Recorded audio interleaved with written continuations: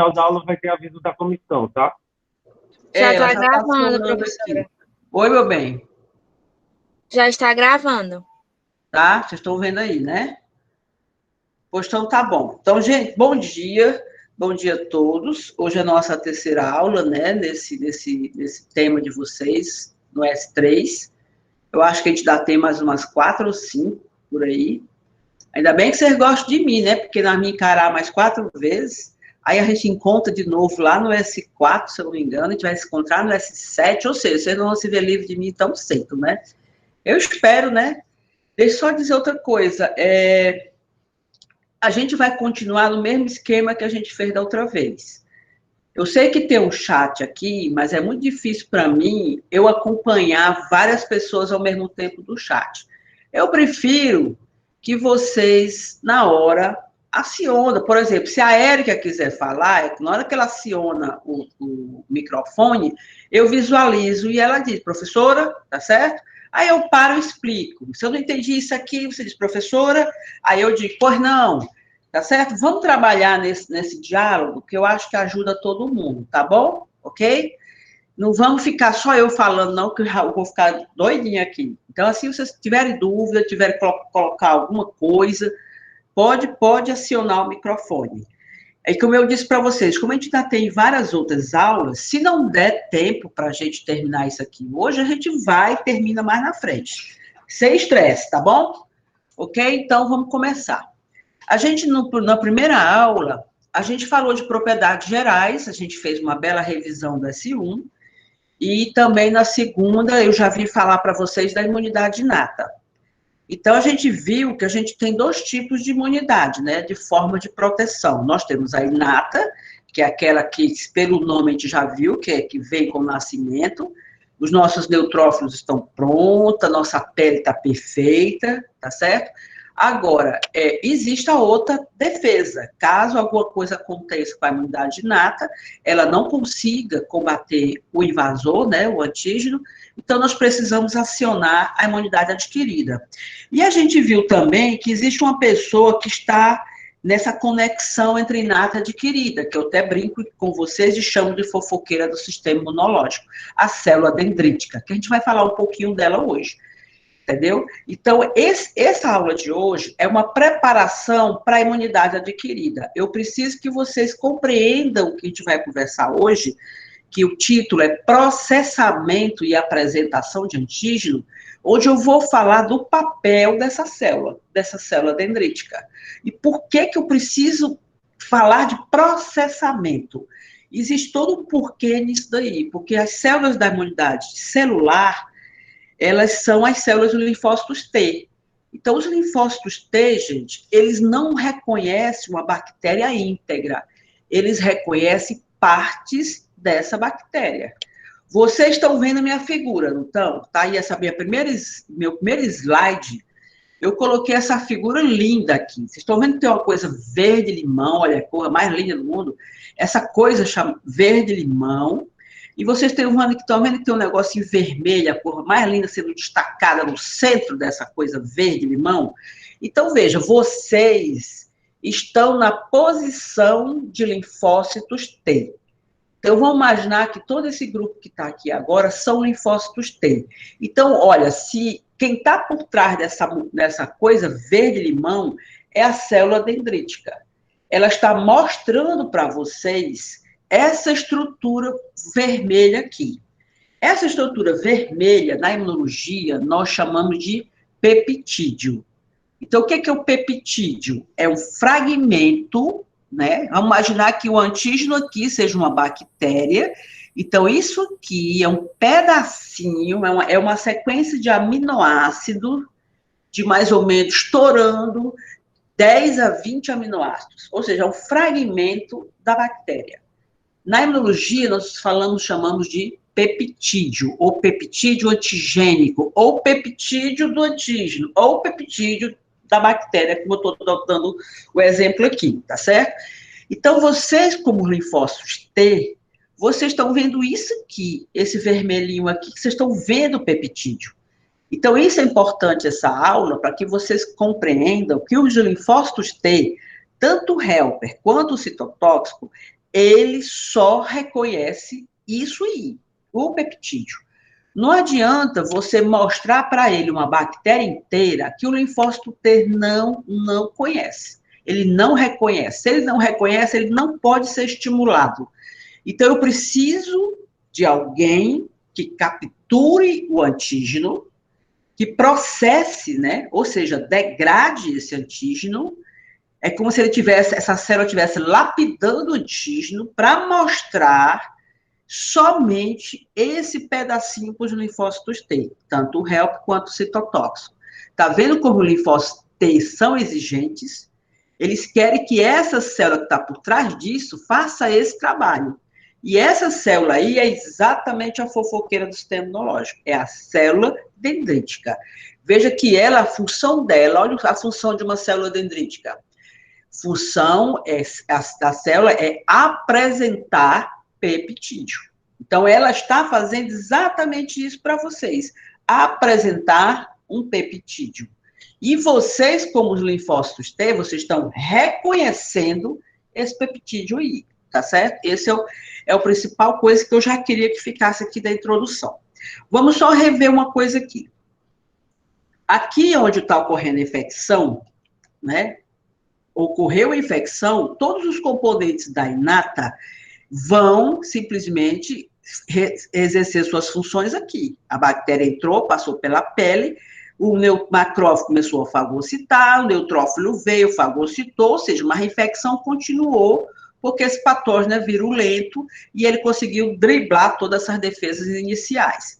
Aí você está vendo que aqui no tecido, essa célula, que é a célula dendrítica, ela capturou esse antígeno que entrou aqui na minha mão, aí ela cai no vaso linfático, está aqui ela caindo, aí ela está indo lá para dentro do órgão linfóide, do linfonodo, e o que é que ela está fazendo nesse momento aqui? Ela está exatamente apresentando o antígeno, né, o fragmento dele, para o linfócito T.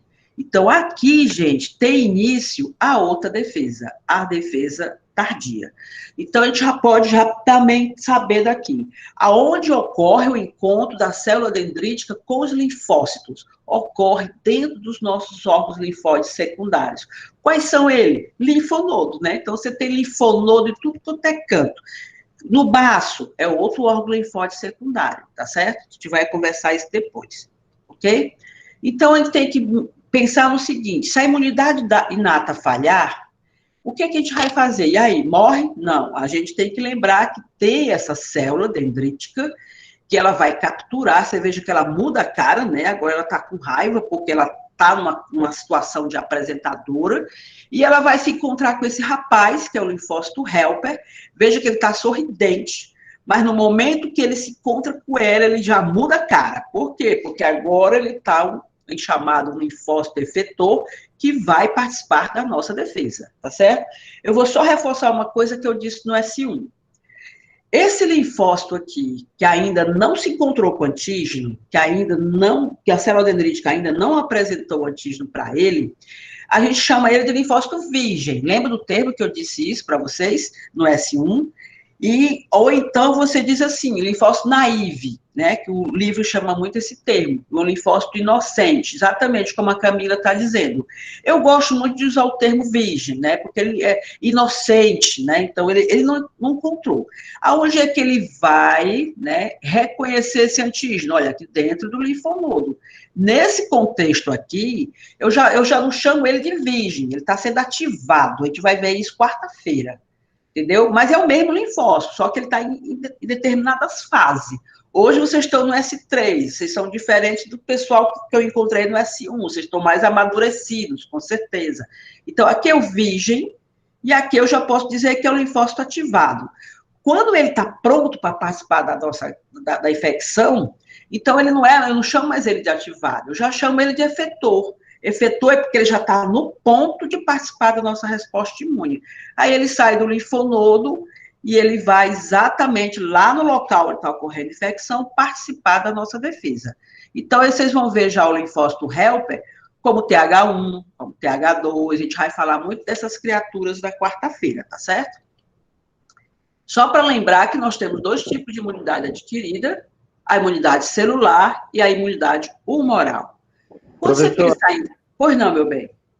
o linfócito virgem, ele pode virar tanto citotóxico, quanto helper, quanto qualquer tipo de linfócito? Desculpe, meu bem, não ouvi. O telefone tocou bem na hora. Diga aí, Rafael. Linfócito virgem, ele pode virar qualquer outro tipo, tanto citotóxico quanto helper. Olha, eu adoro essas perguntas, porque se foi uma dúvida do Rafael, pode ser uma dúvida de qualquer um de vocês. Quando a gente diz linfócitos, eu estou botando no plural, T, virgem, pode ser o linfócito helper, virgem, que ele é um T, pode ser o linfócito virgem citotóxico, mas também eu posso ter linfócitos virgem B, tá certo? Então, eu tenho 3 tipos de linfócitos, o helper, o citotóxico e o linfócito B. Se nenhum desses 3 ainda não encontrou antígeno, esses 3 eu digo agora, nesse momento, que são linfócitos virgens. Eles não se transformam em outro. Ele já sabe que ele é um helper, ele já sabe que ele é um citotóxico, ele já sabe que é um linfócito B. Porém, eles ainda estão circulando no nosso organismo, eles são virgens.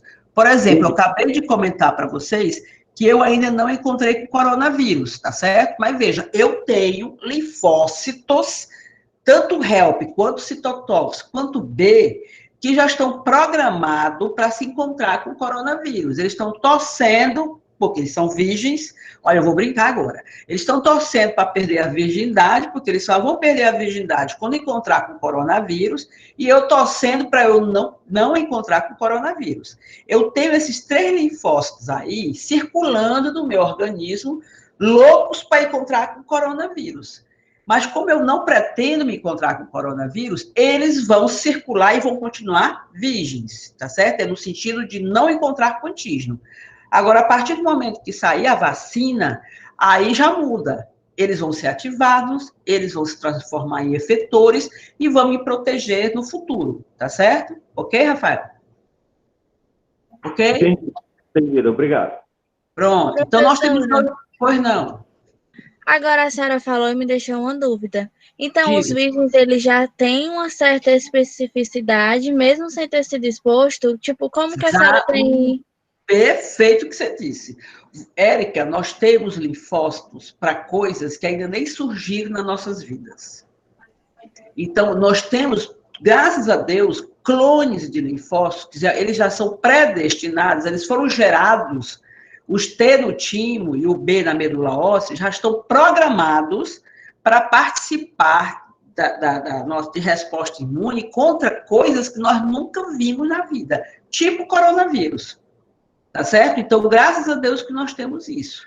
Professora, Uma então, assim, seleção... desculpa a Oi. pergunta boba, mas, tipo assim, se eu já tenho essa especificidade, por que que a gente adoece, então? Tipo, se o meu linfócito já vai reconhecer o coronavírus, então por que que eu adoeceria dele? Boa pergunta, porque veja só, essa defesa adquirida aqui, ela só vai começar, sabe quando? A se desenvolver, a média é uns 10 dias. Só que o coronavírus, ele entrou hoje, primeiro dia, ele já começou a fazer estrago, não já? Segundo dia, estrago. Terceiro, estrago. A célula dendrítica, olha, o tempo que ela vai levar para ela pegar a amostra do coronavírus, que está lá no epitélio, né, do trato respiratório superior, entrar no linfonodo, e esse linfócito já está predestinado a encontrar com ele, os dois se encontrarem, e ele se ativar, e ele se transformar num efetor, até isso acontecer, Eric, isso leva uma semana. A média de início de uma resposta imune adquirida são 10 dias. E, olha, é média. Pode ser que você, a tua resposta imune, seja preparada em 20 dias. Então, é por isso que você adoece, porque não é uma defesa rápida. Ela é uma defesa que a gente chama tardia. Ela demora. É por isso. E você só sabe que a imunidade inata falhou porque você diz, eu estou doente. Mas enquanto você está doente, tudo isso aqui que a gente vai conversar hoje e vai conversar quarta-feira está acontecendo, só que demora. Se os linfócitos fossem tão rápidos quanto os neutrófilos, que em questão de segundo ele fagocita, aí realmente nós não adoeceríamos nunca, entendeu? É porque o tempo que leva para gerar isso aí demora muito tempo. Pois não, Keila? Os idosos parece que demoram mais ainda, né? Ou então não tem a história que não consegue fazer anticorpos? Ou se Agora no célula da idoso, memória, sabe o que acontece no idoso?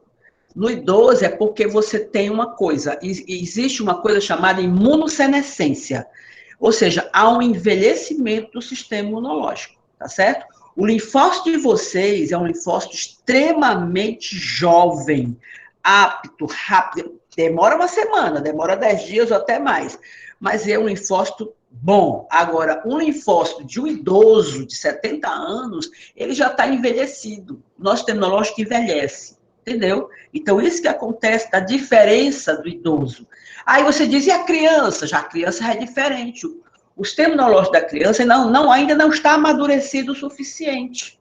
Entendeu? Então, existe aquelas duas pontas, a criança e o idoso. A criança, o sistema imunológico ainda não está amadurecido. Provavelmente, os linfócitos não foram produzidos na sua complexidade, na sua totalidade.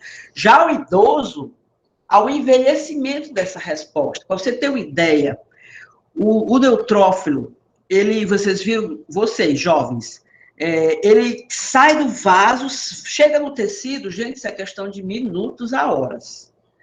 O neutrófilo de um idoso, sabe o que acontece?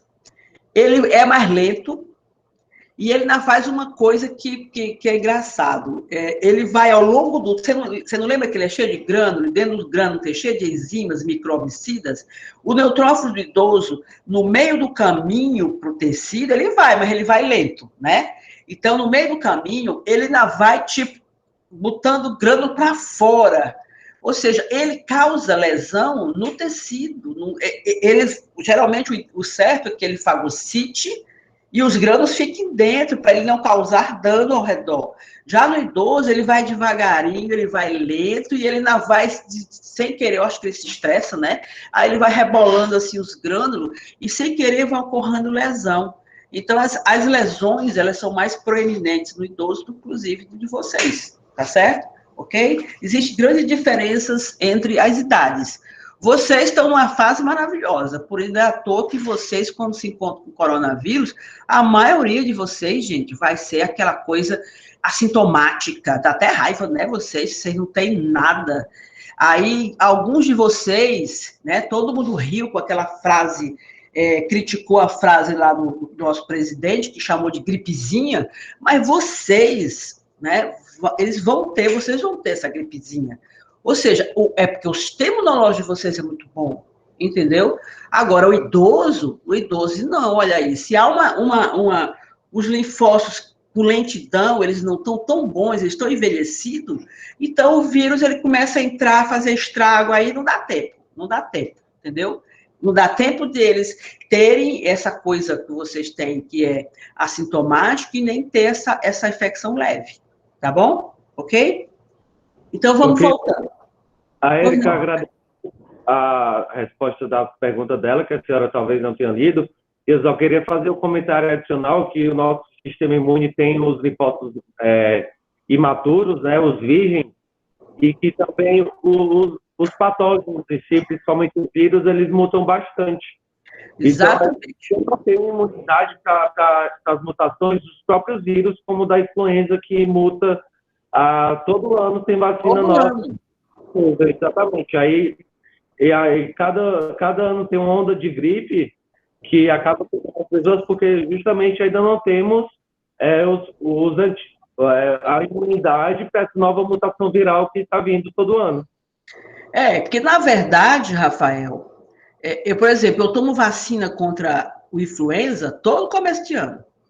Antes mesmo de liberar pelo SUS, eu vou lá na Nube e tomo um particular. Eu vou lá.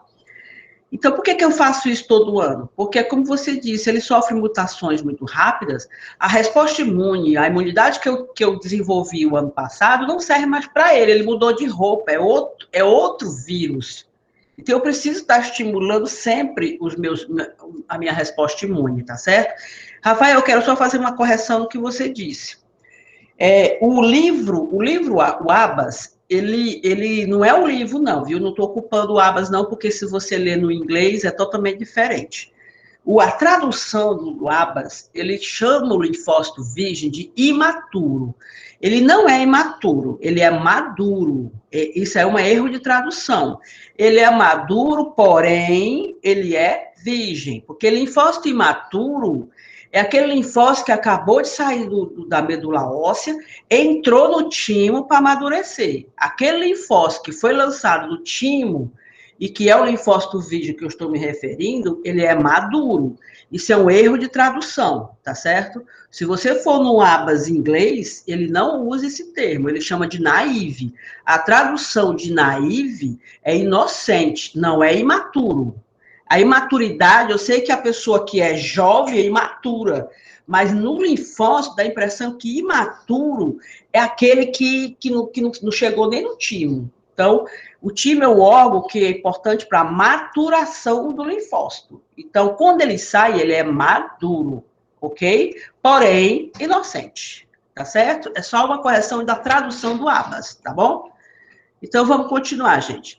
A gente vai ver essa imunidade celular na quarta, no primeiro horário da tarde, e a imunidade humoral no segundo horário, tá bom? A gente vai trabalhar isso aí.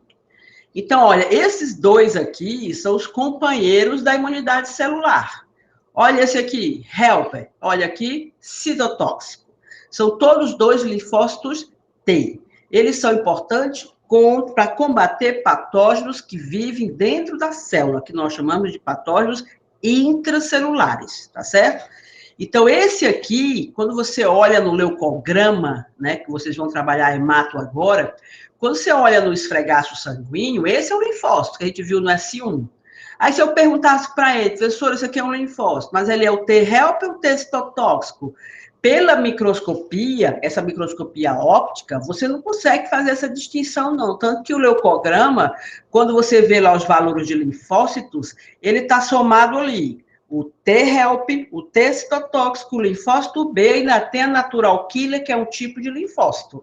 Só que a natural killer é lá da inata, não faz parte aqui da adquirida. Então, esse linfócito que vocês estão vendo aqui é um linfócito. Não me pergunte qual é, que eu não sei. É um linfócito. Agora, quando eu olho a estrutura dele, aí eu vejo, eu posso dizer agora para vocês, esse aqui, tá vendo, tem uma molécula aqui chamada CD4, e aqui tem uma molécula chamada CD8. Então, esse aqui, eu digo para vocês, com certeza, esse aqui é um helper. E esse aqui é um citotóxico. Isso aqui é como se fosse a impressão digital desses linfócitos. Professor, eu vou precisar saber isso? Eu vou dar uma resposta e não vão gostar. Vou, mas, gente, isso aí vem sem querer. Geralmente, a gente não diz assim, linfócito helper, linfócito auxiliar. Não, como é que a gente fala? A gente diz o CD4 e o CD8.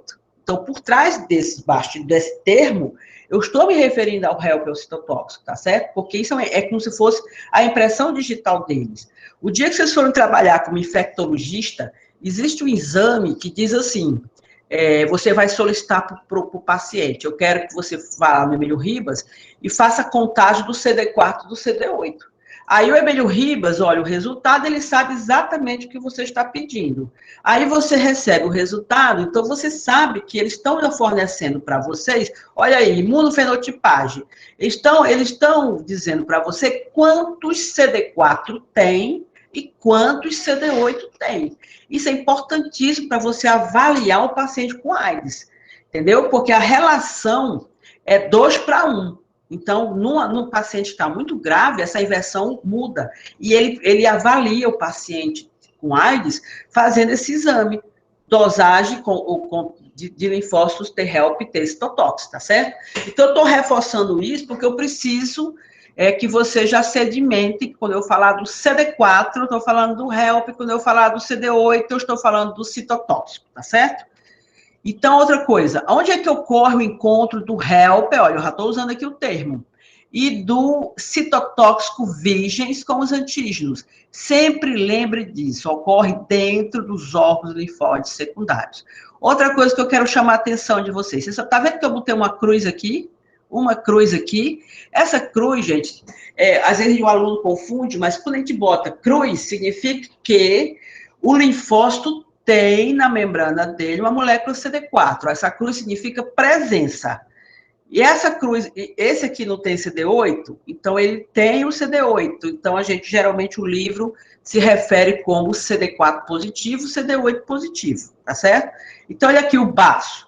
Então, o baço que está aqui, ele filtra o nosso sangue. Então, as respostas imunes contra patógenos que caíram na nossa corrente sanguínea, elas são iniciadas dentro do baço. Não é em qualquer canto, viu, gente? A resposta imune adquirida, elas são todas iniciadas, né? Os linfócitos virgens vão se encontrar com a célula dendrítica dentro dos órgãos linfóides secundários, ok? Se você cortou o teu dedo, então essa célula dendrítica, se for um patógeno virulento, vai capturar lá no meu dedo, né? Vai cair no vaso linfático e vai bater lá no linfonodo, porque o linfonodo é aquele órgão que filtra a linfa.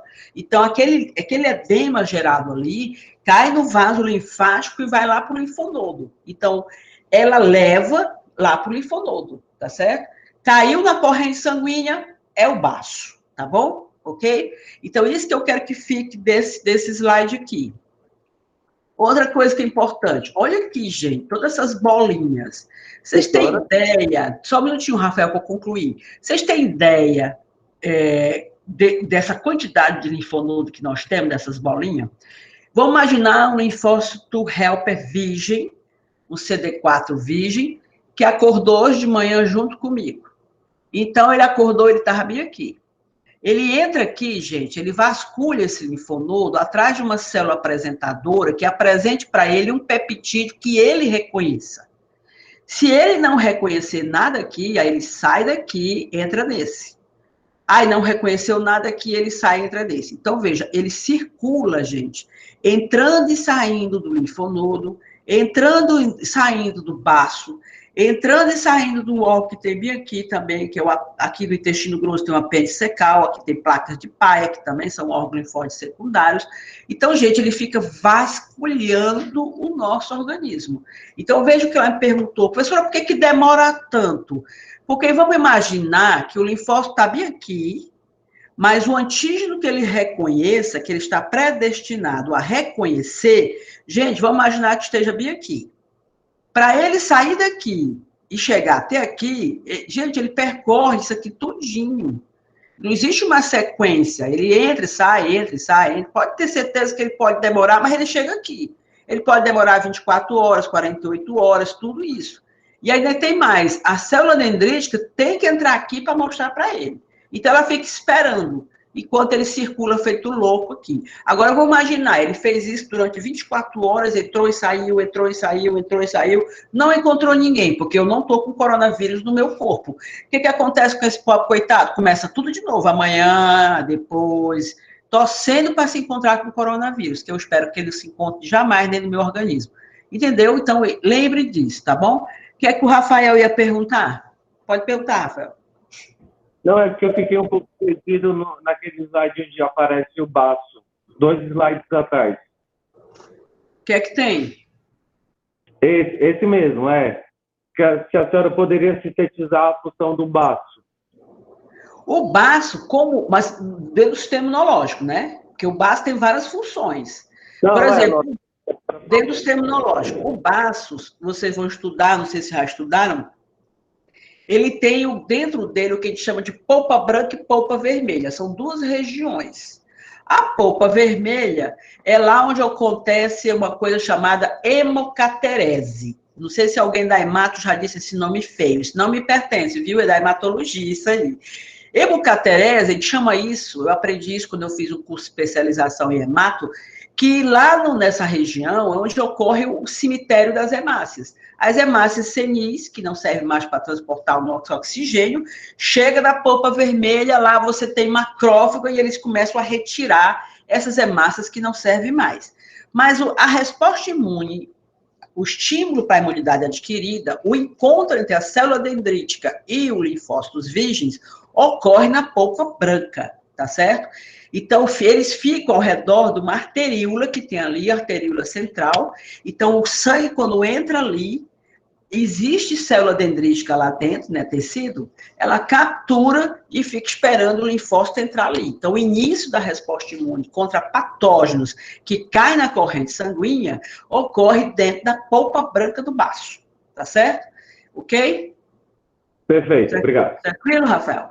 Então, vamos olhar aqui uma coisa. Vocês viram isso aqui no meu primeiro slide. O peptídeo, que vocês estão visualizando, e aqui essa molécula que eu não vou falar dela. Isso aqui, quem está aqui por trás, é a célula dendrítica. Essa estrutura está na membrana da célula dendrítica, tá certo? Se vocês olharem nessa figura aqui, tá aqui a molécula verde-limão. É essa estrutura que está bem aqui, que a gente chama de MHC, que eu vou já falar dela. Bem aqui é essa coisa vermelha, que é o peptídeo. E essa membrana aqui é da célula apresentadora de antígeno. Já estou falando que é a célula dendrítica. Se você olhar aqui, é o linfócito T, a membrana dele. Olha, veja que ele tem uma estrutura aqui linda, que é o TCR, que a gente chama isso, essa sigla, é receptor de células T. Se é um receptor de células T, tanto o CD4 quanto o CD8 tem isso na membrana deles. Aí você vai dizer, professora, por que o nosso linfócito T tem que ter um TCR? Veja, ele não precisa ver isso aqui que vocês estão vendo com os olhos, né? Ele não precisa ver esse peptídeo. Como é que ele reconhece esse peptídeo? Ele reconhece utilizando essa estrutura aqui. Então, a função dessa estrutura aí é fazer o reconhecimento do peptídeo apresentado pela célula apresentadora. Esse é o papel. Vocês estão vendo que eles estão bem interagindo aqui, o TCR está bem interagindo aqui com isso, com o peptídeo e com o MHC. Isso aqui é o primeiro momento onde o linfócito virgem tem o reconhecimento de que está acontecendo alguma coisa. É nesse momento que a célula dendrítica está fazendo o papel dela, que é de fofocar. Ela está dizendo lá no ouvido do linfócito T, cara, está acontecendo isso no tecido. O macrófago tentou fagocitar, se deu mal. O neutrófilo foi chamado, pior ainda, não deu resultado. E lá está lá o patógeno proliferando e a infecção está comendo de esmola, olha a linguagem. Né? E então ele está dizendo tudo isso para o linfócito T. E ele vai dizer, olha, o que está lá naquele tecido é uma bactéria, a bactéria tal. Ele está mostrando um pedaço dela para ele, entendeu? Isso aqui é o que a gente chama de apresentação de peptídeos, tá certo? E essa molécula é essencial que o linfócito T tem. Então, quem possibilita esse encontro? Quem é a fofoqueira do sistema imunológico? Gente, é essa criatura aqui que eu tenho verdadeira paixão. Ela é a célula principal apresentadora de linfócitos virgens, tá certo? Que esse aqui é um linfócito virgem. Então, veja só, olha a bactéria aqui inteira. Vamos imaginar que é a bactéria inteira. Não adianta esse linfócito aqui pegar o TCR dele e vir se ligar bem aqui, que é mesmo que nada. Ele não consegue reconhecer isso aí. Pensa num cara folgado. Ele quer que alguém, como ela, pegue isso aqui por fagocitose, degrade isso no fagoglosoma, pegue um pedacinho dela, associe nessa molécula que a gente vai já falar, que é o MHC, e mostre para ele um pedacinho disso aqui. Então, agora sim, ele tem competência, porque o TCR dele reconhece isso aqui, aí ele pode começar a entrar no estado que a gente chama de ativação, que a gente vai ver quarta-feira. Então, enquanto isso não acontecer, ele é um linfócito virgem. Vai acontecer algumas coisas, que eu vou falar quarta, que ele vai entrar em estado de ativação. A primeira coisa é isso aqui, é esse reconhecimento, tá certo? Então, o que eu quero que diga para vocês? Fique aqui. Hoje, que essa célula, ela é a célula que vai capturar o patógeno, que vai processar. O processamento é a degradação, é a transformação do antígeno em peptídeo. Ela vai fazer isso e vai apresentar esse fragmento para o linfócito virgem. Aonde? Dentro dos órgãos linfóides secundários, tá bom? Então, essa célula aqui, gente, a célula dendrítica, quando ela está lá no tecido, aí você podia me perguntar assim, professor, e por que ela precisa ir lá para o linfonodo? Porque se ela está no tecido, por que ela não apresenta para o linfócito lá no tecido? Por que ela não faz isso? Ela não faz isso, gente, porque quando ela está lá no tecido, ela é uma célula imatura. Aí eu digo mesmo, viu, Rafael? Aqui ela é imatura mesmo. Ela não tem o potencial de exercer a função dela de apresentadora. Ela precisa amadurecer. O que é que a gente chama de amadurecimento? Quando ela está lá no tecido, que o exemplo tipo dessa célula que está lá no tecido é a célula de Langerhans, certo? Então, essa célula de Langerhans, lá que é a célula dendrítica imatura, ela não tem essa molécula aqui, ó. Você pode procurar aqui na membrana dela, tem um monte de chifre aqui, várias moléculas, mas não tem a molécula B7. Essa molécula B7 é essencial, a gente vai ver quarta, para que ela possa ativar o linfócito. Olha a figura aqui, tá vendo aqui? Aqui ela tá madura. Ela tem a molécula B7. Isso é essencial que isso aqui ocorra, essa ligação ocorra, para que ele se ative. A gente vai ver isso quarta. Então, veja, ela não tem. Então, como ela não consegue exercer o papel dela de apresentadora e ativar o linfócito virgem, por conta da ausência dessa molécula, então ela não pode ativar lá no tecido. Então, ela migra, no momento que ela fagocita, veja que ela já fagocitou o bicho aqui, no momento que ela fagocita, ela processa isso aqui, ó, e ela está apresentando uma amostra grátis aqui, nas moléculas do MHC, agora ela está já numa posição de querer se apresentar, de querer se amadurecer, e ela, uma das coisas que acontece com o amadurecimento é ela expressar essa molécula que ela não tinha. Além disso, ela aumenta a quantidade dessa molécula chamada MHC de classe 2. Ela tem, quando ela está imatura? Tem, ó, tá vendo? Tá aqui ele. Só que quando ela está madura, ela expressa muito mais.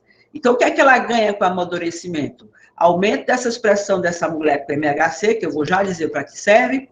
Ela passa a expressar uma molécula que ela não tinha, porque isso é essencial para que ocorra a ativação do linfócito virgem, e ela começa a secretar uma coisa que quando ela chegar lá no linfonodo, gente, ela começa a secretar essa citocina, que começa a atrair os linfócitos. Aí começa a entrar linfócito, entrar, sair, entrar. Só vai ficar no linfonodo aquele linfócito que tem o potencial de reconhecer o peptídeo que ela está apresentando, entendeu?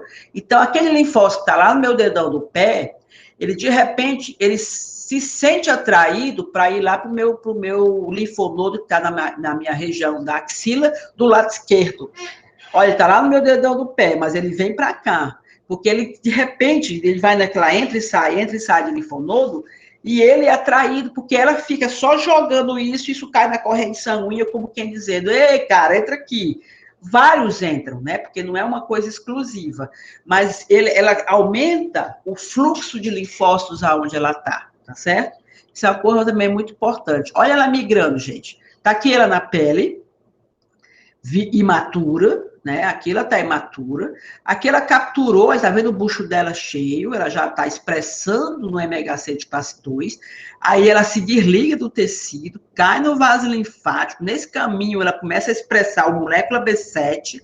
Aí ela chega lá no linfonodo, está aqui ela no linfonodo. Aí ela começa a jogar aquelas citocinas que atraem linfócito, começa a entrar, olha aqui como tem um monte de linfócito. Isso não quer dizer que esses linfócitos que estão aqui, que eles são linfócitos que estão ali para reconhecer alguma coisa, pode ser que não. Então, esse aqui que está aqui fora, ai meu Deus, meu cursor está ruim. Esse aqui que está aqui, pode ser que não reconheça nada no que ela está apresentando. Então, o que ele vai fazer? Ele vai sair desse linfonodo. Só vai ficar ali aquele linfócito virgem que tem um TCR com potencial de reconhecer o que ela está apresentando, certo? Então, o que aquelas células apresentam? Né? Aí vamos para o peptídeo. É exatamente o que eu estou mostrando bem aqui. Aqui está bem aqui, olha, essa coisinha marronzinha bem aqui é o famoso peptídeo. Isso é o peptídeo, tá certo?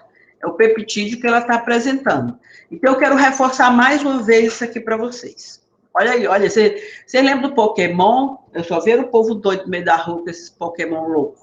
Então, olha aqui o Pokémon. Vamos imaginar isso como antígenos, né? Aqui tem vários pokémons, cada um sendo um patógeno diferente. Não adianta você chegar para o linfócito e mostrar esse bicho feio aqui, não. Na verdade, ele só vai reconhecer esse bicho feio se a célula dendrítica pegar ele, degradar ele lá no fagolisosoma e transformar ele nisso aqui. Agora sim, o linfócito tem potencial de reconhecer, tá certo? Foi que eu coloquei aqui, ó. O linfócito T, gente, somente, olha aí, eu estou botando assim, não é principalmente não, é somente reconhece peptídeos, e eu ainda botei outra coisa aqui, proteicos. Ou seja, isso tem que ser proteína. Não adianta você botar a célula dendrítica apresentando lipídio, que ele não gosta meio de gordura, não. Polissacarídeo, pior ainda, é só proteína. E lembre que os patógenos, eles são, a estrutura dele é como a gente. Nós somos cheios de proteína. Então, esse peptídeo aqui, esse fragmento aqui, tem que ser proteico, tá certo? Professora, por que o senhor está chamando tanta atenção disso? Porque quando eu falar para vocês do pneumococo, o pneumococo, a estrutura dele externa, ele tem uma cápsula de polissacarídeo. Então, você acha que ele vai reconhecer o polissacarídeo? Não. Mas nós vamos ter outra forma da gente desenvolver uma resposta imune contra isso. Mas não vai ser com a ajuda desse contexto aqui, porque aqui jamais vai se encaixar um polissacarídeo. Essa molécula aqui só consegue associar aqui fragmentos de proteína, tá certo? Outra coisa, os peptídeos têm que ser apresentados pelo MHC. Jamais, não adianta você pegar um peptídeo desse sozinho e mostrar para o TCR. Jamais. Ele só reconhece se tiver essa molécula por trás, que é o MHC, que eu vou já falar, já devem estar curiosos. E outra coisa, são dependentes de células apresentadoras de antígenos. Os nossos linfócitos T, o helper, que é o todo-poderoso do sistema imunológico, gente, ele tem uma dependência total da célula dendrítica. Então, se você me perguntasse, professor, se um paciente tivesse uma imunodeficiência primária e nascesse sem célula dendrítica, o que a gente pode fazer com esse paciente? Gente, ou você faz um transplante de medula para ver se a célula-tronco gera células dendríticas, porque a célula dendrítica ela vem também da célula-tronco, ou não tem outro jeito, porque a resposta imune adquirida desse paciente não vai rolar. Ele vai ter imunidade humoral, produção de anticorpo? Poderá ter. Ele vai funcionar a imunidade inata dele? Vai. Mas na hora que você precisar, tudo que eu for falar quarta-feira sobre o papel do linfócito helper, vocês vão ver que nesse tipo de paciente, jamais a PC é igual à célula dendrítica, exatamente. Jamais vai ocorrer sem essa célula dendrítica, tá certo? Então, veja, a principal, respondendo a quem botou, a função, a célula PC é uma sigla que a gente chama célula apresentadora de antígeno. A principal célula para o linfócito T virgem é a célula dendrítica, tá certo? A célula dendrítica é uma célula apresentadora de antígeno, ok? Aí vem aquela pergunta que ninguém fez ainda. Professora, como é que esse peptídeo, de repente, a bactéria estava lá grandona, de repente virou aquele fragmento? Vamos saber agora, né? Olha aqui, é esse bichinho que eu quero mostrar para vocês. Como é que isso aqui, de repente, isso aqui, veio bater nessa molécula aqui, tá bom? Então, vamos conhecer agora isso aqui. Olha aqui outra coisa importante para vocês. Olha o TCR, olha o peptídeo, vocês estão vendo aqui o peptídeo? Olha o MHC, que é essa molécula aqui, que eu vou já falar dela. Vocês estão conseguindo visualizar? Eu adoro essa figura do Abas. Que, sabe aquela música antiga do Roberto Carlos? Acho que vocês nem conhecem. Uma música chamada Côncavo e Convexo. Se vocês não conhecem a música, mas dá para entender o que é côncavo e convexo. Bote aí um côncavo e um convexo, você vê a coisa assim, encaixada, certo? É a mesma coisa de eu pegar a chave da minha casa e colocar na porta da minha casa. É perfeito o encaixe. Eu jamais vou conseguir pegar a minha chave e botar na porta da casa de vocês e abrir. Então, é uma coisa encaixada. Se vocês olharem aqui, é tudo perfeito. Olha como ele tá vendo? Todo encaixadinho. Olha como tem a curvinha aqui. Então, isso aqui, gente, é proporcionado por essa ligação, essa interação. O TCR, ele reconhece o peptídeo, que é essa estrutura aqui, e, ao mesmo tempo, ele se liga no MHC da gente, tá certo? Então, isso aqui é fundamental para que ocorra o reconhecimento do peptídeo que está sendo apresentado pela célula dendrítica, tá certo? Então, vamos continuar. Bora conhecer o MHC. Tá todo mundo lá? Pode começar? Vamos começar. Deu para relaxar, né? Adoro esse gatinho aí, ó. Então, vamos conhecer isso aqui. Uma das coisas que a gente fala muito dessa molécula aí dessa sigla, né, MHC, eu vou dizer primeiro o significado, isso é uma sigla em inglês. O C, gente, é complexo. O H é histocompatibilidade. E o M é principal. Então, isso aí, o MHC, é o complexo principal de histocompatibilidade. Só pelo termo histo vem de tecido, então compatibilidade entre tecido. Aí você vai perguntar, professora, o que é que tem a ver uma molécula que está associada em compatibilidade de tecido com o sistema imunológico? Veja, são duas coisas distintas. Primeiro, essas moléculas, no sistema imunológico, ela tem como função apresentar peptídeo. É essa a função dela. Olha como a imunologia é fácil. Aonde essas moléculas estão? Na membrana da célula apresentadora. Qual é a função da célula apresentadora? Apresentar peptídeo. Como é que ela apresenta o peptídeo? Porque ela tem na membrana dela moléculas do MHC cuja função é apresentar peptídeo. Vocês estão vendo que eu estou falando a mesma coisa? Eu só estou trocando o personagem. Aí eles dizem, o que tem a ver com o complexo principal de histocompatibilidade? Olha só, Deus, quando fez o sistema imunológico, ele criou isso aí como suporte para o nosso sistema imunológico. Ele não pensou que um dia o homem fosse utilizar esse conhecimento para transplantar. Você acha que Deus pensou um dia que o homem fosse fazer transplante de órgãos, né? Então, veja, quando a gente vai verificar se o receptor de um transplante e o doador dele são compatíveis, é essa molécula que a gente identifica para avaliar a compatibilidade. Então, isso aí, essas moléculas, no sistema imune, elas são importantes como apresentadoras de peptídeos, mas se vocês me perguntarem qual é a aplicação clínica do conhecimento dessas moléculas, aí eu já estou dizendo da utilização, transplante de órgãos e tecidos. A gente vai falar disso no S7, tá bom? Mas aqui eu vou falar do MHC como moléculas apresentadoras de peptídeos, tá bom? Tá bom? Então, resumindo, para não tornar isso aqui muito complexo, vocês estão vendo que tem essas amarelinhas e tem essas aqui, né? A gente, na imunologia, eu não vou entrar em detalhes, eu vou entrar em detalhes com vocês quando vocês estiverem mais maduros lá no S7. Mas eu só quero que vocês saibam daqui que nós temos dois grupos de moléculas do MHC, que são importantes no sistema imunológico. Umas são ditas de classe 1, que são essas amarelas, eu sei que são 3, mas nós não vamos estudar as 3 separadas, e tem um grupo chamado de classe 2, que também vocês estão vendo que são 3, mas, por favor, nada de estresse, porque eu jamais perguntaria para vocês qual é a que está no classe 2, qual é a que está no classe 1, pela hóstia. Eu só quero que vocês saibam daqui que nós temos 2 grandes grupos de moléculas do MHC, as de classe 1 e as de classe 2. Fechou? Só quero que vocês saibam disso agora. Vou trabalhar isso com vocês no S7, tá bom?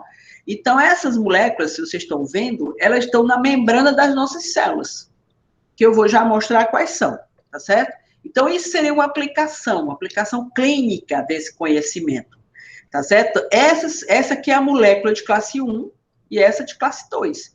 No momento que você está vendo aqui o rim de um doador de órgãos sendo transplantado em um receptor, se eu quero avaliar a compatibilidade entre essas duas coisas aqui, o receptor e o doador, eu identifico essas moléculas e eu vejo quais que são iguais e quais que não são, tá certo? A gente vai trabalhar isso mais na frente. Isso é uma aplicação clínica, tá bom? Como é que a gente herda? Olha, isso é fácil, né, gente? Como é que a gente herda? Nós temos papai e mamãe que se conheceram, que namoraram, e vocês aprenderam lá no colégio que existe uma transmissão mendeliana, bem bonitinha, né? Que o papai tem um cromossoma, tem outro cromossoma, cada um de nós temos 2 cromossomas, e aqui no cruzamento você vai ter essas 4 possibilidades de filhos, né? O cromossoma do pai A, olha aqui o primeiro filho, e aqui a mãe transferiu para o filho esse cromossoma C. Então, desse cruzamento simples aqui, eu vou ter AC, que seria esse aqui, filho, AD, que seria esse filho aqui, BC, BD, que seriam esses 2 aqui. Então, se vocês tiverem a probabilidade de filhos, seriam isso aí, tá certo? Vocês vão ter esses 4 filhos aí. Essa é a forma de você herdar essas moléculas. Olha esse outro aqui. Vamos imaginar que você tem agora o 5º irmão, e esse 5º irmão, ele herdou isso do pai, tá aqui, e ele herdou isso aqui, esse cromossoma da mãe, tá aqui, ó, tá vendo? É o 5º filho. Vamos imaginar, só vou dar um exemplo para vocês de transplante, como a gente faz. Vamos imaginar que esse paciente aqui é um paciente renal crônico que faz hemodiálise, o rim dele não funciona e ele precisa ser transplantado.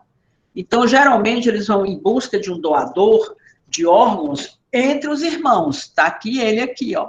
Se você olhar os 4 irmãos que ele tem, o que a gente diz compatibilidade é o que os 2 herdaram em comum do pai e mãe. Então, se você olhar isso aqui, olhar esse primeiro irmão, eu vou dizer que eles são 100% compatíveis. Concordam comigo? São exatamente iguais. Não quer dizer que eles sejam gêmeos univitelinos, não. Eles não são clones. Eles são apenas herdaram os mesmos cromossomas de pai e mãe, tá certo? Então, você tem essa possibilidade aqui, olha aqui, igualzinho. Se eu não tivesse irmão, eles vão atrás desse outro irmão aqui, que é igual a ele, o de cima, e esse aqui é igual a ele, o de baixo. Ou seja, esses 2 irmãos são 50% compatíveis com ele, tá certo? Se você olhar esse outro irmão, é totalmente diferente. Aí você diz, olha, eles são incompatíveis. São os termos que a gente usa no transplante. Mas eu vou trabalhar com vocês isso no S7. Eu só quero que vocês entendam que a gente herda essas moléculas do MHC e que nós temos 2 tipos, classe 1 e classe 2. Então, vamos conhecer as estruturas, classe 1 e classe 2. Vocês estão vendo que aqui em cima tem um buraco aqui, né? Tanto aqui como aqui. Tá faltando uma coisa, né? Bem aqui neste buraco, que não tem aqui. Está faltando exatamente o peptídeo. Tanto classe 1 como classe 2 deve ter um peptídeo aqui. Aqui é a membrana da célula dendrítica. Então, ó, veja, a gente vai ver aqui que tanto classe 1 como classe 2 tem na membrana da célula dendrítica. E o papel dela como apresentadora, ela pode apresentar peptídeo tanto pela classe 1 quanto pela classe 2. Vamos já entender isso aí. Olha aqui, primeira coisa que a gente tem que se perguntar. Qual as células que nós temos moléculas de classe 1? Primeira coisa que a gente tem que perguntar. A resposta é muito simples, eu botei essa palavra aqui. Onipresentes. Isso significa o quê? Todas as células nucleadas do nosso corpo têm MHC de classe 1. Todas. Você possa imaginar aí, tem MHC de classe 1, tá certo? Aí você pergunta para mim, professor, e para que serve esse MHC de classe 1? Olha a resposta. O objetivo desse MHC de classe 1 aqui, que tem toda a célula nucleada do nosso corpo, é apresentar um peptídeo para essa célula aqui, T citotóxico, tá certo? Então, olha como a imunologia é fácil, gente, é porque a gente, às vezes, o ABAS complica e a gente tem dificuldade. Vamos resumir. Se nós temos 2 linfócitos T, um CD4 e um CD8, e eu acabei de dizer para vocês que nós temos 2 moléculas do MHC, classe 1 e classe 2. Olha o que vocês podem deduzir. A classe 1 apresenta para o T citotóxico, então você já sabe, antes de eu falar, que o MHC de classe 2 vai apresentar para quem? Para o T helper, tá certo? Para o T CD4 positivo. Então, veja, nós temos 2 moléculas, onde cada uma tem o potencial de apresentar para um determinado linfócito. Classe 1 para o citotóxico e classe 2 para o helper. É fácil demais, não, gente, a imunologia. Aí eu pergunto para vocês já sabem agora que eu já disse que todas as células nucleadas têm MHC de classe 1. Aí você agora é pediatra. E se por acaso João expressar poucas moléculas do MHC de classe 1, tem prejuízo ou não para a resposta imune dessa criança? Quem é que sabe? Quem que pode responder para mim? Cadê o Rafael? O Rafael é o doutor em imunologia, é? Alguém pode dizer? Oi. Tem alguém vivo? Eu não ouvi, diz. Eu não sei de nada, não. Ai, tem nada, que é isso, sabe nada não. Pô, vamos raciocinar comigo, bora raciocinar. Bora raciocinar. Primeira coisa que eu preciso que você entenda, vamos começar por aqui. Qual a função do linfócito T citotóxico? O linfócito T citotóxico é uma célula importante para matar a célula infectada por vírus, tá certo? Ele, gente, ele é fantástico e com certeza na infecção pelo coronavírus, ele é fundamental para matar as células que estão infectadas pelo coronavírus, tá certo? Como é que ele reconhece que a célula epitelial tem coronavírus dentro? Ele reconhece porque essa célula epitelial tem na membrana dela um MHC de classe 1 que está apresentando para ele um peptídeo do coronavírus. Isso aqui faz com que o T citotóxico saiba que essa célula está infectada e agora, como ele está tendo esse conhecimento, ele vai lá nessa célula e simplesmente ele mata, tá certo? Então, eu já estou dizendo para você que o T citotóxico só consegue visualizar que uma célula está infectada porque essa célula, olha o núcleo dela aqui, ó, essa célula tem MHC de classe 1 e ela tem o potencial de apresentar o que está causando infecção dentro dela para o assassino do sistema imunológico, tá certo? Então, isso faz com que ele tenha o potencial de reconhecer o que está sendo apresentado. Agora, eu estou colocando uma situação onde algumas pessoas podem nascer sem SMHC ou então ter pouquíssima molécula, porque, veja, para que ele consiga ser estimulado, a célula tem que ter muito MHC. Gente, nós temos milhares dessas moléculas na nossa membrana. Então, se ele tiver pouquíssima, ou então nascer sem ela, como é que o T citotóxico dessa criança vai reconhecer que uma célula está infectada? Você consegue visualizar essa deficiência que essa criança vai ter? Então, a primeira coisa, se ela nascer sem o MHC de classe 1, então tiver pouquíssimas moléculas, ela não vai ter o sistema imunológico dela, não vai ter o potencial de estimular esse nosso grande assassino aqui. E ele não vai ter como ver que essa célula está infectada. Se ele não ver, ele não consegue matar. A gente vai ver isso quarta-feira, ok? Então, isso vai prejudicar a resposta imune dessa criança que dependerá do T citotóxico, entendeu? E se a célula dendrítica não tem o MHC de classe 1, como é que ela, que é uma célula apresentadora, vai apresentar para o T citotóxico virgem? Não vai de jeito nenhum, entendeu? Não vai ocorrer ativação dessa célula, que é fundamental para que a gente combata células infectadas, células tumorais, entendeu? Então, ela é fundamental nesse aspecto aí, ok? Olha outra coisa que se faz. Aí a gente vê, né? Porque às vezes a pessoa tem uma deficiência, né? Tem crianças que nascem com baixa expressão e a criança tem o que a gente chama de imunodeficiência primária. Ela nasceu, isso é uma genética. O que a gente vai fazer com esta criança? Vai deixar morrer? Já existe isso, viu, gente? Lembra quando eu falei da imunidade inata? Existe o interferon alfa. Então, você pode dar um medicamento para essa criança para aumentar a expressão dessas moléculas. Então, isso já é comercializado, viu? Tudo que a gente aprende na imunologia, aí o povo vai lá no laboratório e prepara alguma coisa importante para a gente utilizar. Isso a gente produz naturalmente da imunidade inata. Só que a criança pode ser que ela não esteja produzindo suficientemente. Então, você pode dar isso aqui para fortalecer e aumentar a expressão da MHC de classe 1.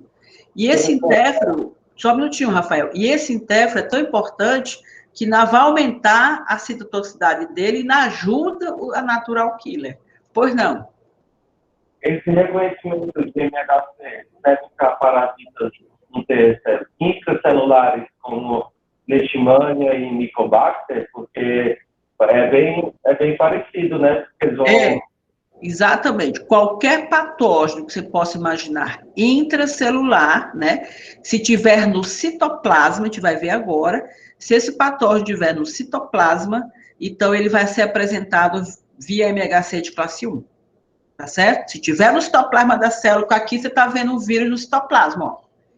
Esse vírus aqui, ele vai ser apresentado, o peptídeo dele, via MHC de classe 1.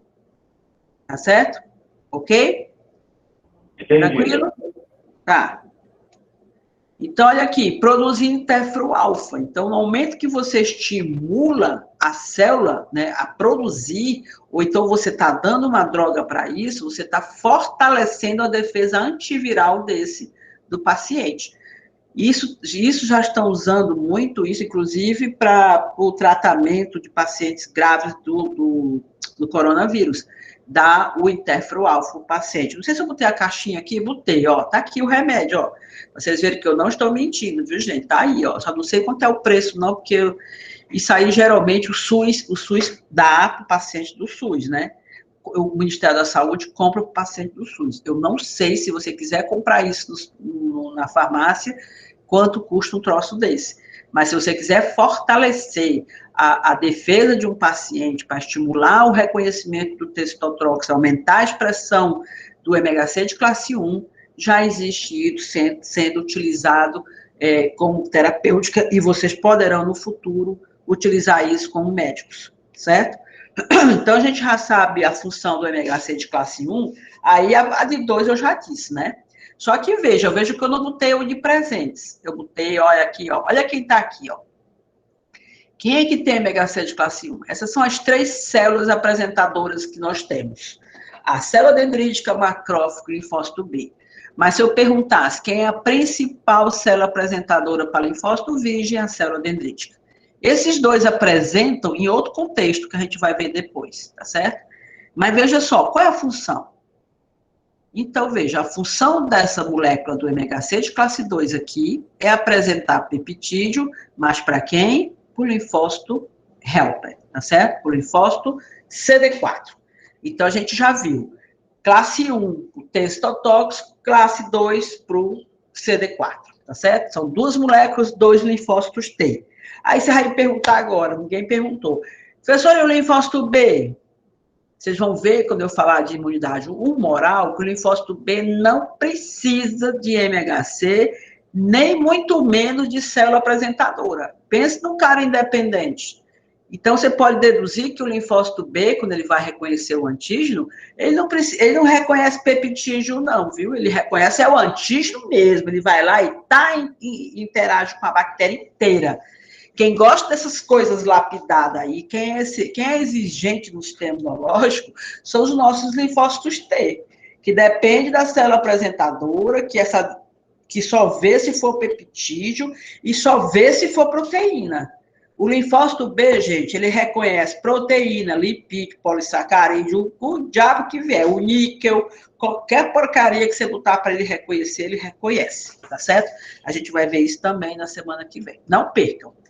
Aí a Maria nasceu sem, gente, o MHC de classe 2. O que vocês acham que vai acontecer com esta criaturinha aqui se ela nascer sem o MHC de classe 2? Alguém consegue raciocinar agora? O que vocês acham? Alô? Diz aí. Olha, o Glauco fugiu. Professora, ela vai Oi, ter um problema na imunidade semelhante à deficiência do outro, né, também? E essa é muito pior, né, não? Olha aí, vamos raciocinar.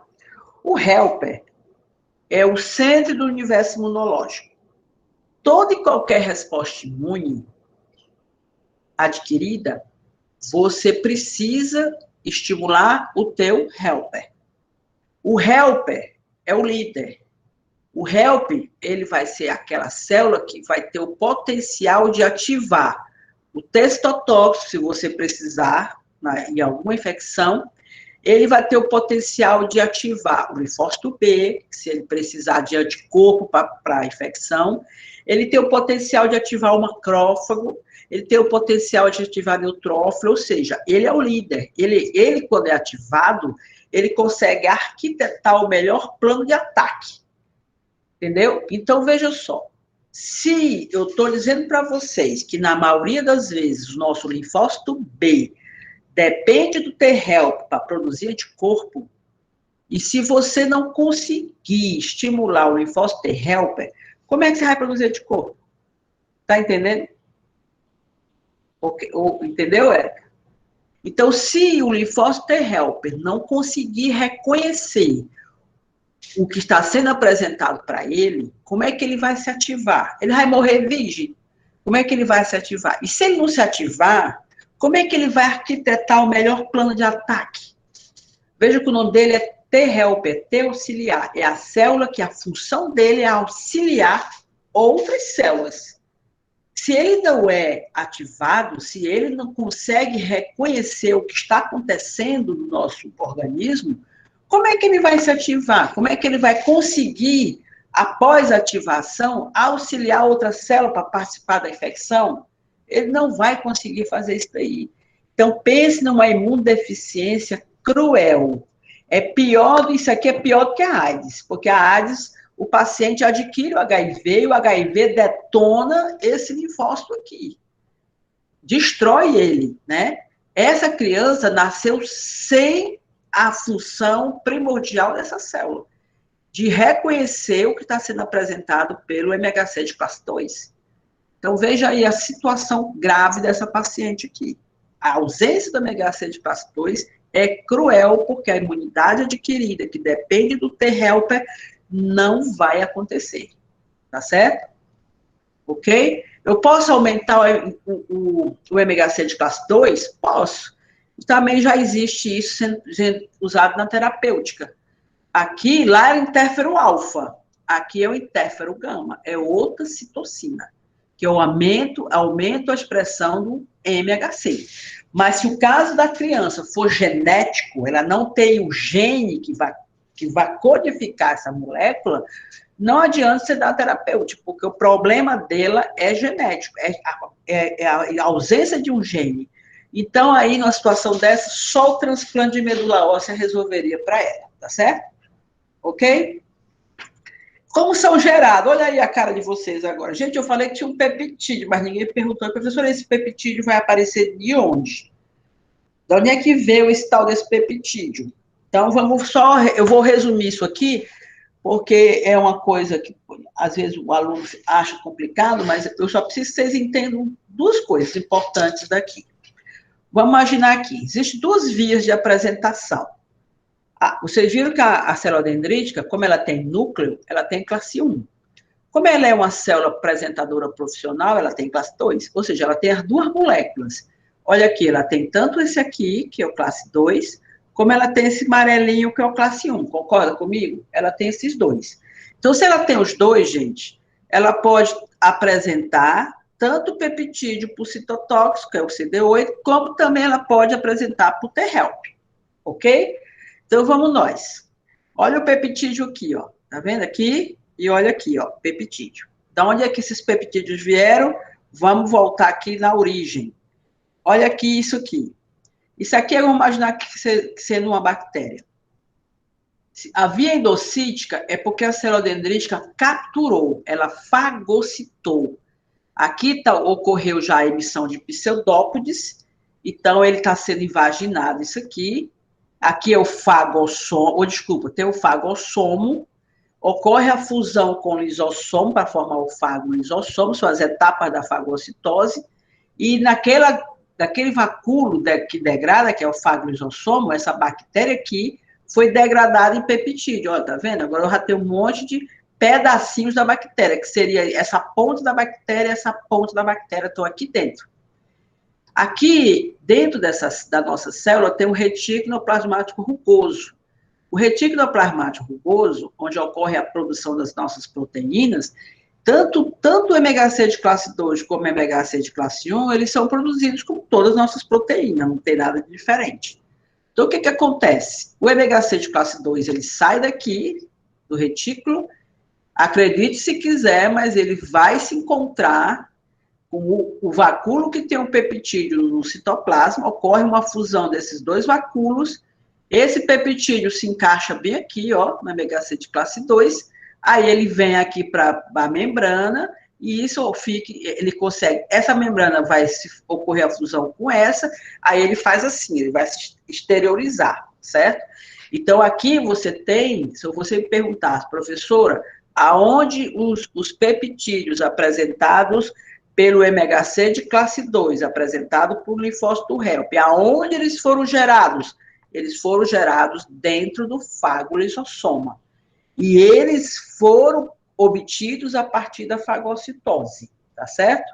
Aí vamos aqui para baixo. Aonde está o patógeno? Olha aqui, tá vendo? Ele está dentro do citoplasma. Um exemplo de um patógeno que fica no citoplasma, vírus. Olha o coronavírus ali.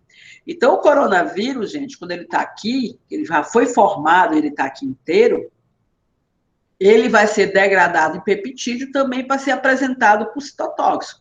Aonde é que ele é degradado? Isso aqui não é o fagolisosoma, isso aqui é o proteossoma. É uma estrutura que a gente tem, que aí é rico em enzimas, e o vírus entra aqui dentro, ele é capturado para levar para lá, mas está tudo no citoplasma. Na hora que ele entra aqui, vocês estão vendo que ele está só os pedacinhos dele. Esse peptídeo ele é transportado por retículo endoplasmático rugoso, onde já tem o MHC de classe 1. Aí, olha, o MHC de classe 1 sai e é exteriorizado aqui na membrana da célula apresentadora. Então, olha aqui, olha o encaixe. Aqui, essa molécula está apresentando o peptídeo de um patógeno que estava no citoplasma dessa célula apresentadora para o linfócito T citotóxico, ok? Então, o que é que eu quero que fique aqui? Que existem duas moléculas, uma de classe 1 e uma de classe 2.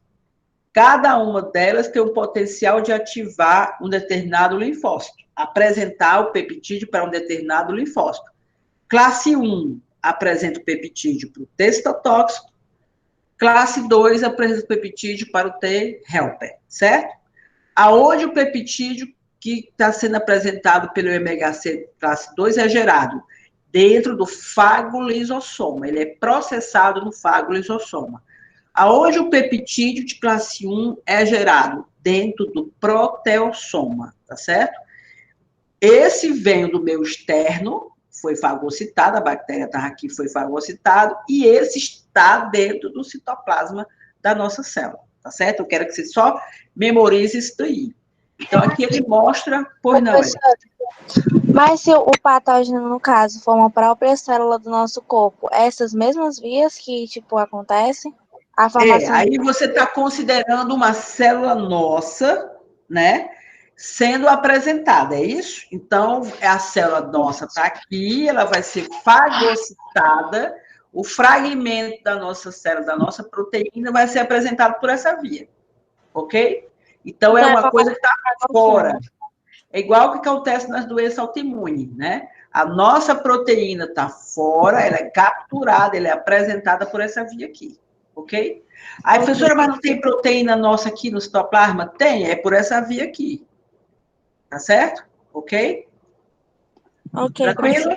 Entendi. Tranquilo. Então, aqui mostra, gente, essa via que a gente chama endocítica, onde ocorreu a fagocitose, ó.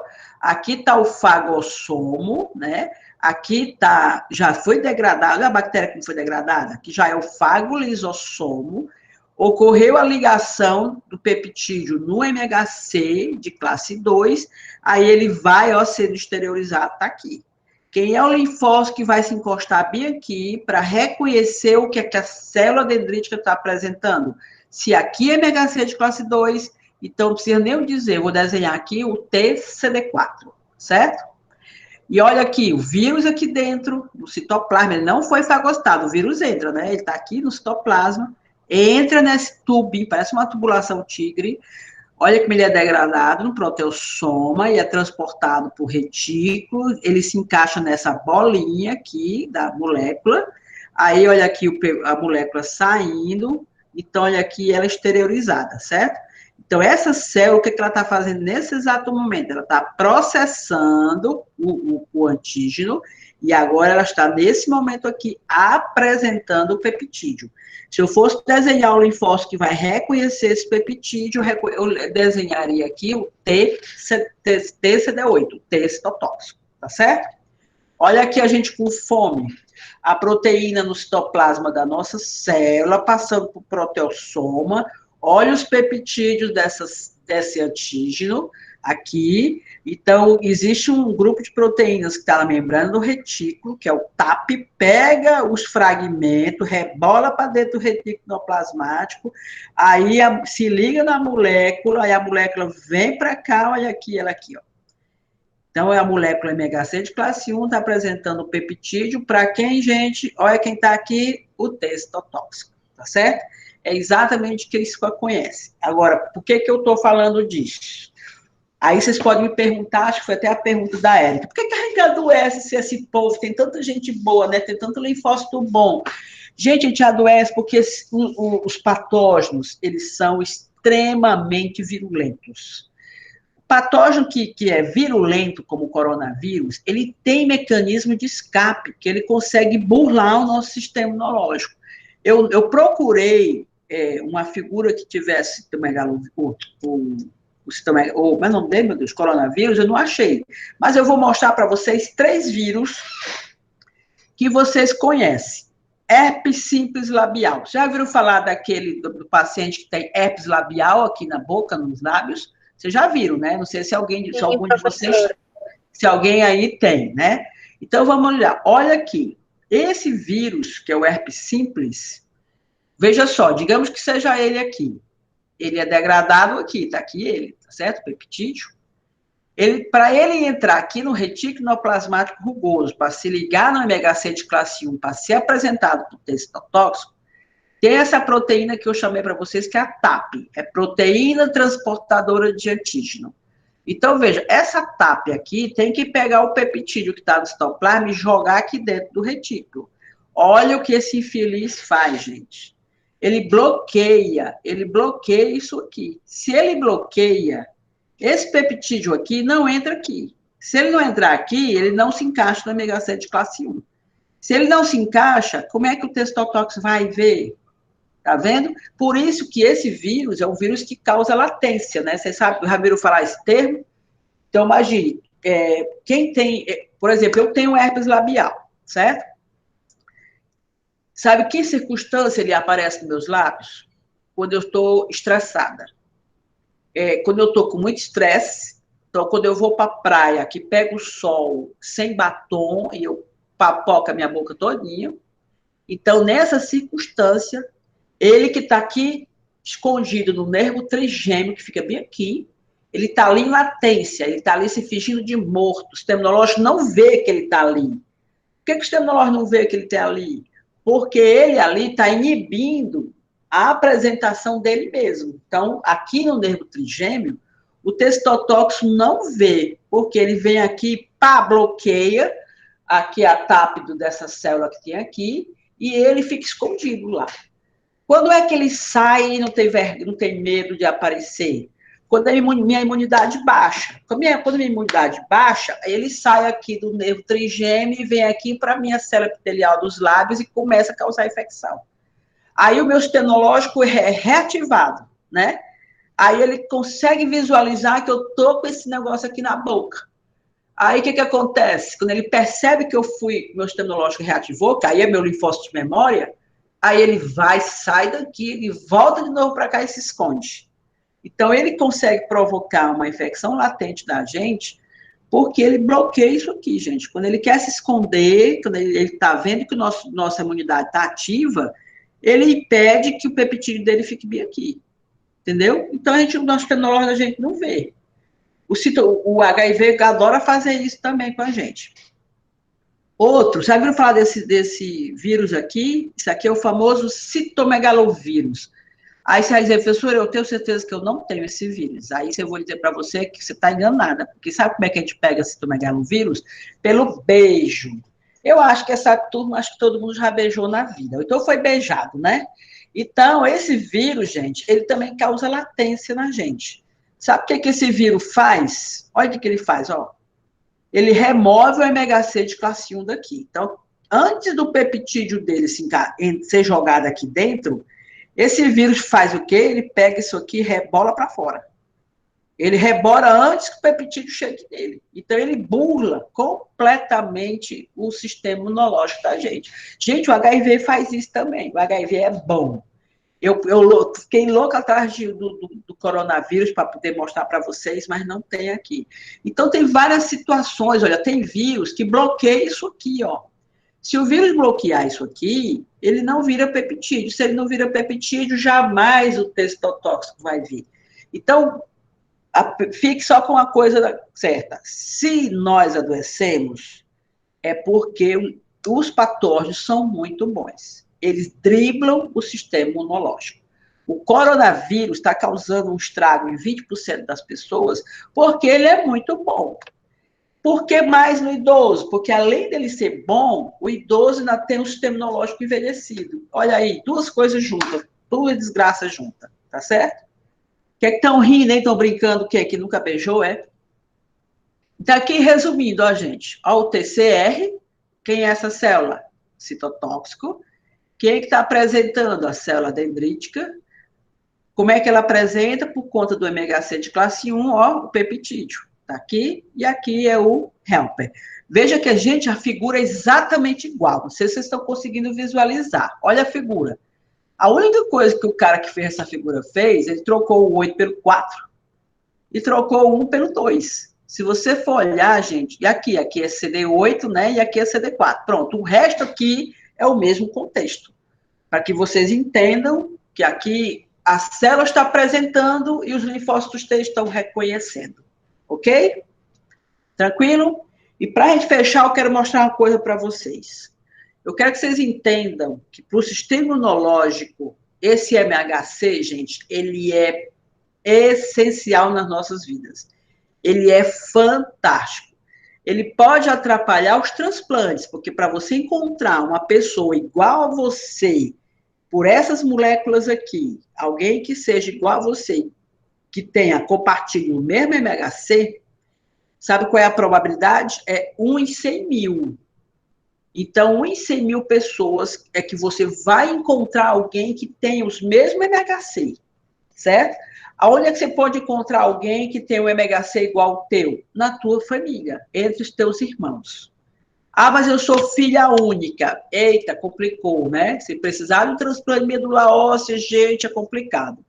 Se eu Por não isso que tenho não pode irmão... brigar com os irmãos, né, professora? Oi? Por isso que não é bom brigar com os irmãos.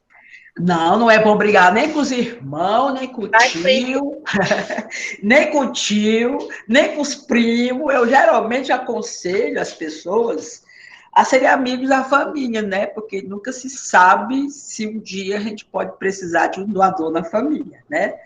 Então, assim, para você encontrar, você imagine a dificuldade, já devem ter visto as campanhas, eles colocando direto no Instagram, no Facebook, crianças que estão com leucemia, que estão procurando urgente por doadores, eles começam a estimular a doação. Teve uma vez que teve uma criança que estava, acho que tinha uns 4 anos, e ele não tinha doador na família, ele era o único filho, certo? Não tinha primos, então não tinha ninguém que tivesse o MHC igual a ele, que pudesse transplantar, doar medula óssea para ele. Aí fizeram uma campanha, eu me lembro que lá na Unifol foi um negócio assim escandaloso, com certeza na Unicristo chegou isso também. Eu fui perguntar uma vez para o pessoal quantos doadores tinham conseguido para essa criança. Eles tinham conseguido, gente, quase 10 mil doadores. Aí todo mundo feliz, olha aí que coisa boa, aí sabe aquela pessoa que eu fiquei calada, disse, meu Deus, 10 mil só. Mas aí, sabe que eu não quero ser aquela que era contra, né? Eu disse, que coisa boa, joia, 10 mil. Aí, o que aconteceu? Nenhum dos 10 mil era compatível com o menino. A gente precisava mais 90 mil de doadores. Por isso que existe essas campanhas, para que o ideal é que todos nós fôssemos doadores de medula óssea. No Ceará, nós temos 9 milhões, eu acho, né, de cearenses. Se todos nós fôssemos doadores de medula óssea, não faltaria doadores de medula óssea, né? Porque a probabilidade de se encontrar em 9 milhões seria muito mais fácil. Agora, 10 mil, a campanha foi fantástica. O Hemócio ficou tanta gente indo doar, foi tão bonita a campanha, mas, infelizmente, a probabilidade é 1 em 100 mil. Aí você vai dizer, professora, como esse MHC é ruim. Realmente, para o transplante, ele é muito ruim. Aí eu vou lhe mostrar, a importância disso aqui. Por que é tão difícil de encontrar alguém parecido com a gente? Mas existe uma variabilidade, essa diferença entre a gente, é fundamental para a nossa existência. Ele é o que a gente chama, é o grupo de genes mais poligênico que a gente possa imaginar. Olha aí, se eu fosse mostrar o cromossoma 6 da gente, isso tudo que vocês estão vendo aqui, gente, são vários genes que vão se interagir para gerar as nossas moléculas. Então, existe uma variabilidade de moléculas. Olha, a última vez que eu contei, eu perdi as contas. Eu trabalho nessa área e eu acho que deve ter, assim, para mais de 20 mil moléculas diferentes. E isso, elas são aleatórias. Eu posso ter uma aqui, você pode não ter. Eu posso ter a segunda, você pode não ter, mas eu posso ter a terceira. Ou seja, é uma mistura danada. Então, eu vou mostrar para vocês a importância desse polimorfismo, dessa geração de milhares de moléculas, que para o transplante é ruim, mas para o sistema imunológico, gente, ele é perfeito. Eu quero que vocês entendam comigo agora o que eu vou mostrar. Vamos dar esse exemplo aqui, ó. Vamos dar esse exemplo. Eu botei ali o coronavírus, que chegou no nosso pedaço. Chegou aqui no Ceará. Vamos imaginar que, no lugar de ter essas milhares de moléculas diferentes, que todos nós, vocês, todos 100 aí da faculdade, todos os cearenses só tivessem uma molécula. Eu disse que nós temos milhares, que tem vários genes que vão codificar milhares de moléculas. Mas vamos imaginar que agora, todos nós, raciocine comigo, só tenha uma molécula. Tá certo? Então, o transplante seria perfeito, né? Porque qualquer um de vocês podia doar para qualquer um, não teria problema nenhum. Mas vamos para o sistema imunológico. Aqui o cearense, né? Só existe essa molécula. Olha o vírus, coronavírus. Veja que ele tem uma capacidade de escapar do nosso sistema imunológico e o peptídeo dele, não se associa no nosso MHC, certo? Então, se ele não se associa no MHC, o que acontece? O meu sistema imunológico vai ver que ele está dentro de mim? Não. Eu vou conseguir estimular o T-help para que ele gere uma resposta imune contra ele? Não.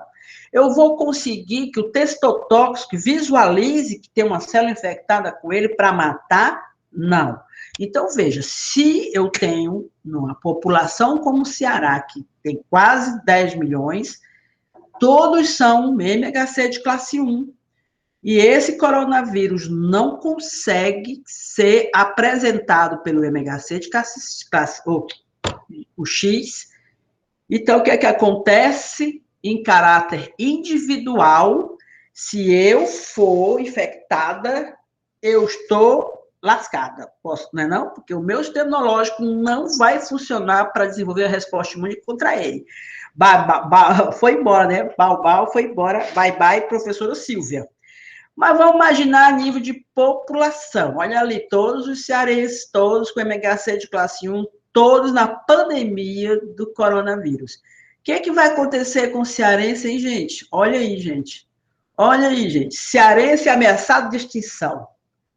Se a pandemia, se o vírus conseguisse chegar aqui no Ceará e só tivesse o cearense, o MHC X, gente, o cearense ia morrer. Todos que estivessem aqui na pandemia, sumia tudinho do Ceará. A gente não quer isso, né? Vamos dar outro exemplo. Vamos imaginar agora que o cearense tenha 2 moléculas, tá certo? Graças a Deus, que Deus foi bom, deu 2 moléculas para a gente, deu X e deu Y. E pelo cruzamento aqui, você ainda tem esse terceiro cearense, né? Esse aqui pode ser homozigoto, mas esse aqui pode ser X e Y. Então, vamos voltar aqui o coronavírus de novo. Então, agora aumentou a população, né? A diversidade da população cearense já melhorou. Olha o coronavírus. Eu disse para vocês que ele não se associava no X, mas ele consegue se ligar no Y. Então, aqui você já pode imaginar, a nível individual, quem é que vai sobreviver ali, hein, gente? Quem é que morre, quem é que vai sobreviver? Alguém sabe? Quem é que diz para mim? Alô? Ainda ficou alguém na sala, essa hora? Estou indo embora, viu, gente? 11h15. Pode continuar. Oi, Rafael, diga aí, quem é que vai morrer aí, hein, nessa circunstância agora? Desses 3 cearenses aí, quem é que morre? Sou eu que vou morrer na prova, professora. Oi, meu bem. Eu não ouvi. Eu acho que o XY, professor. Esse aqui, que vai morrer? Professor, eu acho que sobrevive o YY e o XY. Exatamente, porque esse aqui não consegue estimular uma resposta imune, mas tá certo. É exatamente, esse aqui morre porque não consegue estimular uma resposta imune adquirida. Agora, esse aqui é o Y, olha, ele pode se associar, então ele pode ser apresentado pelo MHC-Y, e aqui você tem o protetor aqui, Y, tá certo? Então, a nível individual, o impacto não seria tão ruim, porque só esse povo aqui morreria no Ceará. Esse aqui sobreviveria. Se eu fosse colocar a nível de população, então, olha, nível de população, cearense sobrevive, né? Quem que morreria? Só os amarelinhos, né? Eu espero estar nesse grupo aqui, viu, gente? Vocês também, né? Então, vamos dar aqui... Esse morreria... Olha o cearense, a cara lambida, sobrevivendo. Agora, vamos aqui uma outra situação para a gente almoçar. Se cada cearense expressasse as 2 moléculas, X e Y, e o coronavírus sofrer mutação, hein, gente? E se ele sofrer mutação, viu que o Rafael falou do influenza? Vamos imaginar, a gente já viu que ele não se liga no X, mas aí vocês têm o Y, né, que pode proteger. Mas aí, veja só, o coronavírus, o que o coronavírus faz agora? Sofre mutação, quando ele viu que alguns cearenses escaparam, ele sofre mutação e agora ele escapa do Y. O que é que acontece agora com o povo, hein, gente? Tá todo mundo lascado, professora. Ai, meu Deus do céu, olha, como é que pode uma raça maravilhosa como o cearense ameaçado de extinção? Gente, cruel, viu? Eu coloquei isso aqui, gente. Olha aqui as variabilidades, outras, né? Porque existem outras variabilidades de MHC, tá certo? Então, quanto mais variado, quanto mais numeroso o número de moléculas, que a gente tem raiva no transplante, que impede transplante, gente, quanto mais a nossa diferença é grande, mais nós temos possibilidades de sobreviver, certo? De uma população onde nós temos uma variabilidade muito grande de MHC, ó, só isso aqui morreria por conta ou do coronavírus que sofreu mutação ou porque ele não tenha um MHC que seria importante para ele para estimular uma boa resposta, tá certo? Então, isso é a nível individual. Sabe aquela coisa, não sei se vocês já ouviram falar, alguém imaginar, eu vou pegar 10 de vocês e eu vou jogar uma influenza bem no meio de vocês. Alguém de vocês, desses 10, vai arriar, vai ter uma febre, vai gripar, vai ter esse, puxa vida, tô mal. O outro vai só espirrar, né? Então, você vai ter uma variabilidade de pessoas que vão responder diferente para aquele patógeno. Vocês estão entendendo o que eu estou querendo dizer? Então, isso depende da nossa genética. A nossa genética ela é influenciada. O que eu herdei dos meus pais, ele poderá ser uma coisa importante ou não para minhas defesas. E isso, a base disso está no MHC, tá certo? Então, as várias variantes alélicas que nós herdamos dos nossos pais, ele protege a população do Ceará. Então, essa variabilidade ela é importantíssima para a nossa existência, tá certo? Porque não importa o patógeno que venha no futuro. Alguém vai morrer? Vai. Mas a maioria, gente, vai conseguir sobreviver. É isso que eu quero mostrar para vocês, a importância do MHC. Eu vi uma reportagem essa semana, não sei se vocês viram isso. Vocês viram que a gente sabe do grupo de risco, gente. A gente sabe do grupo de risco que é acima de 60 anos. Vocês viram que tiveram pessoas com essa idade que saíram numa boa do coronavírus? Vocês viram essas reportagens? Vocês viram que esses dois irmãos aqui, ó, ele com 72 e ela com 87 anos, eles foram infectados pelo coronavírus, tiveram alta no mesmo dia. Olha a genética por trás, né? Essa de 101 anos, gente, uma centenária, mesmo com o sistema imunológico envelhecido.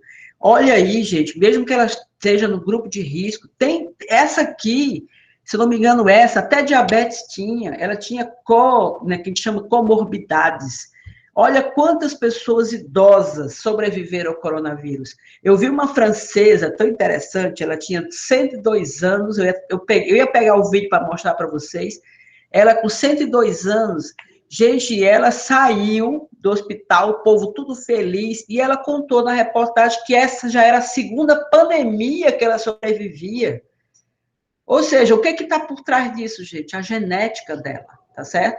E ela, quando chegou na casa dela, sabe o que ela fez quando ela chegou na casa dela com 102 anos? Abriu um vinho e foi comemorar, né? Então, veja, a genética, gente, existe um pessoal já investigando dessas pessoas aqui que sobreviveram dessa faixa etária, né, os idosos que sobreviveram muito bem ao coronavírus, o que está por trás dessa proteção? E os pesquisadores sabem que é a genética. Então, o que eles herdaram? Qual foi a molécula do MHC que foi importante, que eles herdaram, que eles devem ter em comum, que simplesmente foi importante para que ele desenvolvesse uma excelente resposta imune e conseguisse matar, destruir a infecção pelo coronavírus.